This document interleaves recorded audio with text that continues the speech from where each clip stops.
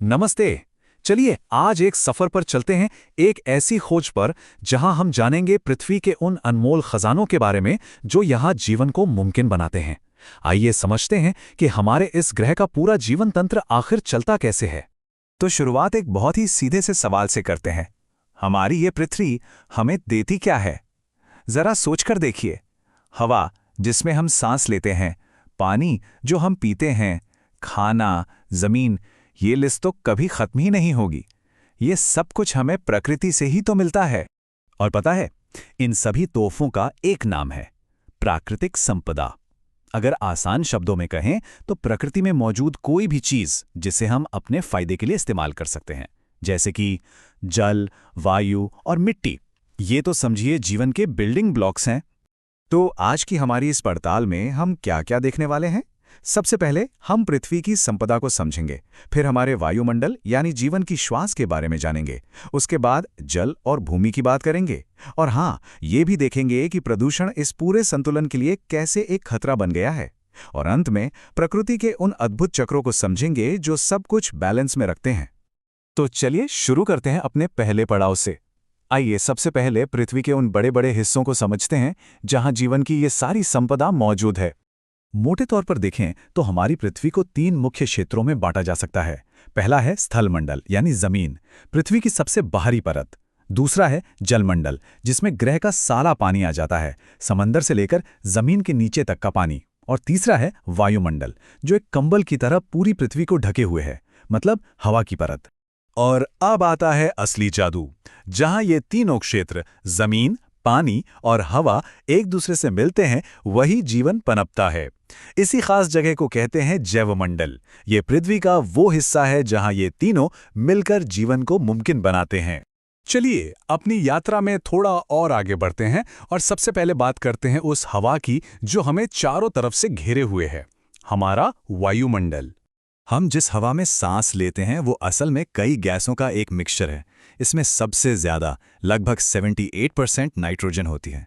हमारे लिए जो सबसे जरूरी है वो ऑक्सीजन करीब 21% है, और बाकी के 1% में कार्बन डाइऑक्साइड जैसी दूसरी गैसें होती हैं। अच्छा, वायुमंडल का एक और बहुत ही दिलचस्प काम है। ये ना एक कंबल की तरह काम करता है। ये दिन के समय हमें सूरज की तेज गर्मी से बचाता है और रात में पृथ्वी की गर्मी को बाहर जाने से रोकता है, जिससे ज्यादा ठंड नहीं होती। इसी वजह से पृथ्वी का औसत तापमान लगभग स्थिर बना रहता है, जो जीवन के लिए बिल्कुल परफेक्ट है। और यही बात हमारी पृथ्वी को वाकई बहुत खास बना देती है, खासकर जब हम अपने पड़ोसियों शुक्र और मंगल ग्रह को देखते हैं। वहां के वायुमंडल में 95% से ज्यादा कार्बन डाइऑक्साइड है, जिसकी वजह से वहां का तापमान या तो बहुत ज्यादा गर्म है या बहुत ज्यादा ठंडा। लेकिन हमारी पृथ्वी पर गैसों और तापमान का एकदम सही संतुलन है। हवा की बात हो गई, तो अब जरा जमीन पर उतरते हैं और बात करते हैं पानी और मिट्टी की, जो जीवन के लिए उतने ही जरूरी हैं। ये आंकड़ा जरा सोचिए, हमारी पृथ्वी के सतह का लगभग 75% हिस्सा यानी 3/4 हिस्सा पानी से ढका हुआ है, और ये पानी जीवन की हर एक कोशिका के लिए जरूरी है। अब जरा मिट्टी की बात करते हैं। ये जो उपजाऊ परत है ना, जिस पर लगभग सारा जीवन निर्भर करता है, इसकी कहानी भी बड़ी दिलचस्प है। ये असल में हजारों और लाखों सालों में धीरे धीरे चट्टानों के टूटने से बनती है। ये प्रोसेस बहुत बहुत धीमी है, पर है बड़ी कमाल की। होता क्या है कि सूरज दिन में चट्टानों को गर्म करता है और रात में ठंडा, जिससे उनमें दरारें पड़ जाती हैं। फिर पानी इन दरारों में घुसकर उन्हें और तोड़ता है, छोटे छोटे कणों में बदल देता है। हवा इन कणों को एक जगह से दूसरी जगह ले जाती है। और तो और लाइकन और मॉस जैसे छोटे छोटे जीव भी चट्टानों पर उगकर उन्हें कमजोर करते हैं और मिट्टी बनाने में मदद करते हैं। सोचिए, प्रकृति को इंच भर मिट्टी बनाने में सदियां लग जाती हैं, लेकिन हम इंसान इस संतुलन को बहुत तेजी से बिगाड़ सकते हैं। और यहीं से हमारी कहानी में एक विलन की एंट्री होती है, प्रदूषण। इसका एक बहुत बड़ा उदाहरण है एसिड रेन या अम्लीय वर्षा। होता क्या है कि जब हम कोयला या पेट्रोल जैसे जीवाश्म ईंधन जलाते हैं, तो सल्फर और नाइट्रोजन के ऑक्साइड्स हवा में फैल जाते हैं। ये गैसें ऊपर जाकर बादलों में पानी के साथ मिल जाती हैं और सल्फ्यूरिक और नाइट्रिक एसिड जैसा तेजाब बनाती हैं। और फिर यही तेजाब बारिश के साथ जमीन पर गिरता है, जो हमारे पर्यावरण को बहुत नुकसान पहुंचाता है। एक और बड़ा खतरा है ग्रीनहाउस इफेक्ट। इसे ऐसे समझिए कि कुछ गैसें, खासकर कार्बन डाइऑक्साइड, हमारे वायुमंडल में एक कांच की छत की तरह काम करती हैं। वो सूरज की गर्मी को पृथ्वी पर आने तो देती हैं, लेकिन उसे वापस अंतरिक्ष में जाने से रोक लेती हैं। नतीजा, हमारी पृथ्वी धीरे धीरे गर्म हो रही है, जिसे हम ग्लोबल वार्मिंग कहते हैं। अब जरा ओजोन को समझते हैं, क्योंकि ये एक दोधारी तलवार की तरह है। एक होता है अच्छा ओजोन, जो वायुमंडल में बहुत ऊपर समताप मंडल में एक परत बनाता है और हमें सूरज की खतरनाक अल्ट्रावायलेट यानी यूवी किरणों से बचाता है। लेकिन जमीन के पास बनने वाला बुरा ओजोन एक प्रदूषक है, जो हमारे फेफड़ों के लिए बहुत हानिकारक है।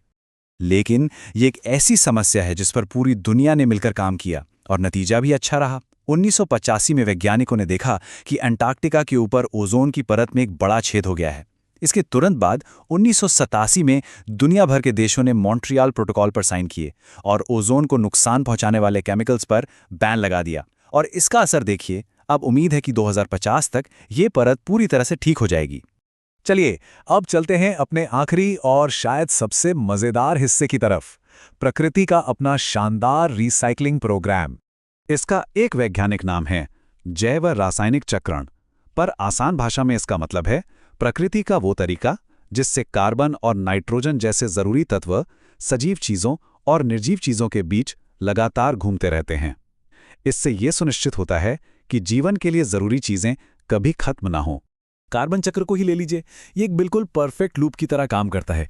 पौधे हवा से कार्बन डाइऑक्साइड लेते हैं, हम और दूसरे जीव सांस लेने पर उसे वापस छोड़ते हैं। जब हम जीवाश्म ईंधन जलाते हैं तो कार्बन डाइऑक्साइड हवा में जाती है, और जब पेड़ पौधे और जीव मरते हैं तो उनका कार्बन वापस मिट्टी में मिल जाता है। एक पूरा सर्कल। नाइट्रोजन चक्र भी कुछ ऐसा ही है और उतना ही जरूरी भी। देखिए, हमारे आसपास की हवा में ढेर सारी नाइट्रोजन है, पर पौधे उसे सीधे इस्तेमाल नहीं कर सकते। इसलिए मिट्टी में रहने वाले कुछ खास बैक्टीरिया और यहां तक कि आसमान में चमकने वाली बिजली भी इस नाइट्रोजन को ऐसे रूप में बदलती है जिसे पौधे इस्तेमाल कर सकें, और फिर दूसरे बैक्टीरिया इसे वापस नाइट्रोजन गैस बनाकर हवा में भेज देते हैं। तो हमने देखा कि प्रकृति का अपना सिस्टम कितना कमाल का है। वो हर चीज का संतुलन बनाए रखती है, हर चीज को रिसाइकिल करती है। और ये हमें एक बहुत बड़े सवाल के सामने लाकर खड़ा कर देता है। प्रकृति तो अपना संतुलन बना रही है, लेकिन क्या हम अपनी गतिविधियों से इस नाजुक संतुलन को बिगाड़ रहे हैं?